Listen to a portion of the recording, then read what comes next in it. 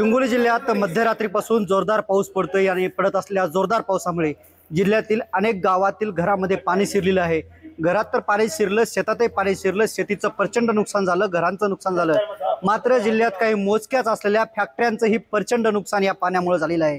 मी असेच एका फॅक्टरीमध्ये आहे की ज्या फॅक्टरीची जी आहे ते मोठ्या प्रमाणात नुकसान झालेलं आहे। ही फॅक्टरी जी आहे ते कॉटनच्या निगडीत फॅक्टरी आहे, म्हणजेच कापसाच्या निगडीत फॅक्टरी आहे। या ठिकाणचा कापूस उत्पादक शेतकऱ्यांचा कापूस खरीदला जातो आणि त्याच्यावर याच फॅक्टरीमध्ये प्रोसेसिंग होते। मात्र हीच प्रोसेसिंग करणारी फॅक्टरी जी आहे ते पूर्णतः पाण्यामध्ये डुबलेली आहे। मी कॅमेरामॅनला विनंती करेल की ह्या फॅक्टरीमधल्या जे मशिनरी आहेत ते मशिनरी कशा प्रकारे पाण्यामध्ये डुबलेले आहेत, त्यामुळे उद्योजकांचे जे आहे ते प्रचंड नुकसान झालेले आहे। कमरे इतकं पाणी या फॅक्टरीमध्ये आहे। खरं तर मागच्या अनेक दिवसापासून हिंगोली जिल्ह्यात मोठ्या प्रमाणात पाऊस होतो। सरकारने 2,90,000पेक्षा जास्त हेक्टरवरती पिकांचं नुकसान झाल्याचं सांगितलं।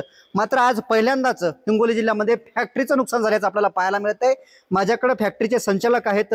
नेमकं ही फॅक्टरी कुठे आहे, फॅक्टरीचं नाव काय आहे आणि परिस्थिती काय आहे आताची सगळी? फॅक्टरीचे नाव Ramkrishna cotton ginning factory, Dongargaon. फॅक्टरीमध्ये भरपूर पाणी आलेलं आहे आणि नुकसान भरपूर झालेलं आहे। किती नुकसान झालं, नेमकं कसं नुकसान झालं? नेमके मशिनरी, बांधकाम, शेड, इतर साहित्य 2.5 ते 3 कोटीचं नुकसान अंदाज आहे। काय याच्यात प्रोसेसिंग काय होते या फॅक्टरीमध्ये नेमकं? कापूस आणि रुई आणि सरकी, रुई वेगळी आणि सरकी वेगळी होती। खरं तर आता नवरात्र सुरू आहेत, दसऱ्यावरती तुमचं उद्घाटन असतं सगळं दरवर्षी। अवघ्या 4 दिवसामध्ये 4-5 दिवस आम्ही टाइम दिले। 2 तारखेला आम्ही हे केले उद्घाटन करायचे। कशी खरेदी केली जाते कापसाची या ठिकाणी? नगदी नाही, CCI मार्फत कशी? CCI मार्फत किंवा आम्ही स्वतः करतो। मग आता हे सगळं गेलं, सगळं पाण्यात बुडवलं, हे सगळं जागेवर येण्यासाठी वेळ लागला, आता काय नेमकं? आता लागेल तर काय आपल्या हातात नाही, करणार काही सरकार मदत करेल, काही बँकेकडून कर्ज घेऊ, आणखीन काही प्रॉपर्टी विकू, काही काही करू।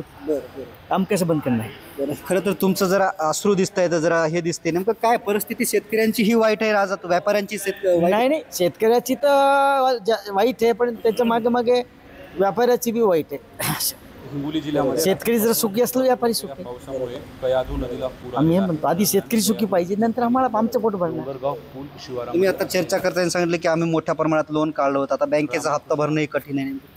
हा तर हे ते काय किती लोन होतं? 4.5 कोटी। या कंपनीमध्ये आता काय मागणी असणार आहे सरकार? शिरलं आहे कंपनीमध्ये। सरकारकडून आता मागणी काय, जे आता सरकार काय नुकसानचं बघून द्या, काय करायचं काही आमची काही। खरं तर दसरा जे आहे ते अवघ्या काही दिवसावरती राहिलेला आहे आणि त्याच दसऱ्याच्या दिवशी या ठिकाणी शुभारंभ होता, उद्घाटन होतं आणि त्यानंतर शेतकऱ्यांचा कापूस खरेदी करण्याची प्रक्रिया या फॅक्टरीमध्ये चालू होणार होती।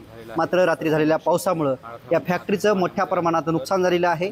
फॅक्टरीमधल्या मशीन जे आहेत ते पूर्णतः पाण्याखाली डुबलेले आहेत। खरं तर याच जवळून जे आहे ते कयाधू नदी वाहते आणि त्याच कयाधू नदीचं पाणी या फॅक्टरीमध्ये घुसल्यानं मोठ्या प्रमाणात फॅक्टरीचं नुकसान झाल्याचं आपल्याला पाहायला मिळत आहे। बळीराजा सुखी तर आम्ही व्यापारी सुखी, अशी भावनिक साथ जी आहे ती या व्यापाऱ्यांनी गाठलेली आहे। कॅमेरामन ज्ञानेश्वर वानखेडेसह मी रमेश चेंडके, TV9 मराठी, डोंगरगाव पूल, कळमनुरी, हिंगोली।